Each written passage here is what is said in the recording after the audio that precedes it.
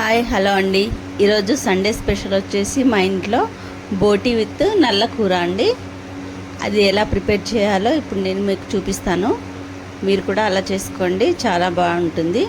Taste అయితే చాలా బాగుంది. ఈ కర్రీ రెడీ చేయడానికైతే నల్ల బోటి అయితే తీసుకున్నామండి. బోటిని మనము హాట్ వాటర్లో శుభ్రంగా కడిగేసి పక్కన పెట్టేసుకుందామండి.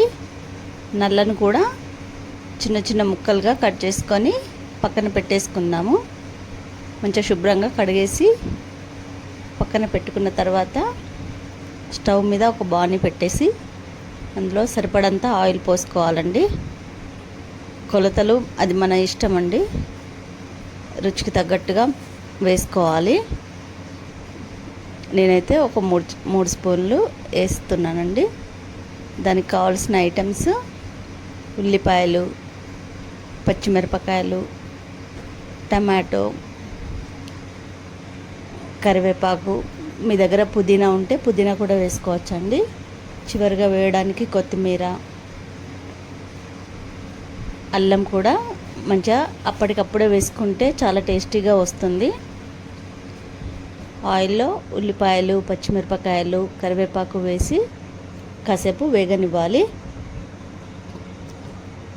మంచిగా దూరగా వేయించుకోవాలండి. తర్వాత అల్లం కూడా అందులోనే యాడ్ చేసుకోవాలి. అల్లం మంచిగా పచ్చివాసన పోయేంత వరకు ఫ్రై చేసుకోవాలండి. అలా చేయడం వల్ల అల్లం స్మెల్ మనకు రాకుండా ఉంటుంది. తర్వాత అది వేగిన తర్వాత అందులో బోటి వేసుకొని ఒకసారి కలిపేసుకోవాలండి. బోటిని కాసేపు ఉడకనివ్వాలి. మూత పెట్టేసి కాసేపు ఉడకనివ్వాలి. వెంటనే మనము నల్ల వేసుకోకూడదు. కాసేపు మూత పెట్టేసి ఒక 10-15 నిమిషాలు అట్లా ఉడకనిద్దామండి చిన్న మంట మీద. మంచిగా అందులోనే వాటర్ ఊరి అది మంచిగా ఉడికిపోతుంది. దాంట్లోనే మనము నల్ల కూడా యాడ్ చేసుకోవాలి.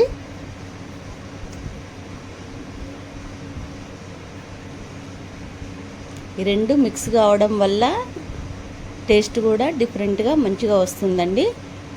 మనం విడిగా బోటి తింటాము, నల్ల తింటాము, రెండు కలిపి తింటే ఆ టేస్టే వేరేగా ఉంటుంది, చాలా బాగుంటుంది. కాసేపు ఉడికిన తర్వాత అందులోనే పసుపు, సరిపడంత కారం, ఉప్పు అన్నీ వేసి మంచిగా కలిపేసుకోవాలండి. చూసారా కలర్ ఎంత బాగా వస్తుందో. అందులో మనం కొంచెం వాటర్ కూడా యాడ్ చేసుకోవాలండి, ఎందుకంటే మటన్ మంచిగా ఉడకాలి కాబట్టి వాటర్ యాడ్ చేసుకొని కాసేపు ఉడకనివ్వాలి. తర్వాత అందులోనే టమాటా ముక్కలు కూడా యాడ్ చేసుకోవాలి.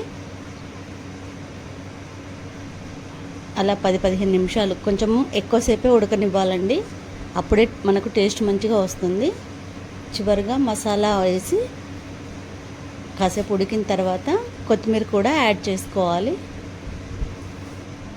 మనకు బోటి విత్ నల్ల కూర రెడీ అయిపోయిందండి.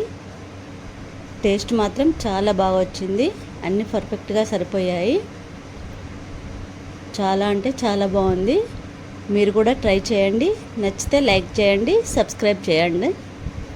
Thank you.